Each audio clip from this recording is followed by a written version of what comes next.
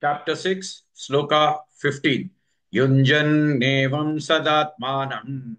Yunjannevam sadatmanam. Yunjannevam sadatmanam. Yogi niyatamanasah. Yogi niyatamanasah. Yogi niyatamanasah. Yunjannevam sadatmanam. Yogi niyatamanasah.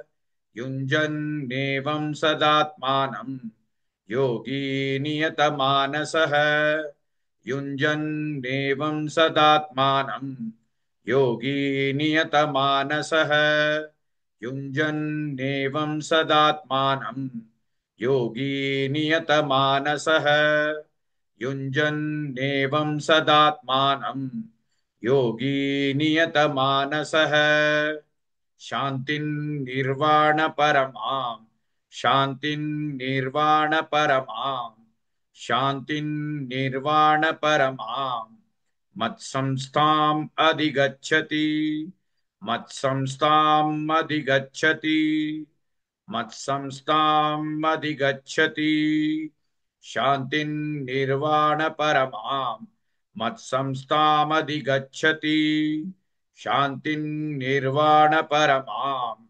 मत्संस्थामधिगच्छति शान्तिं निर्वाण परमां मत्संस्थामधिगच्छति शान्तिं निर्वाण परमां मत्संस्थामधिगच्छति शान्तिं निर्वाण परमां मत्संस्थामधिगच्छति युञ्जन्नेवं सदात्मानं योगी नियतमानसः शान्तिं निर्वाण परमां मत्संस्थामधिगच्छति.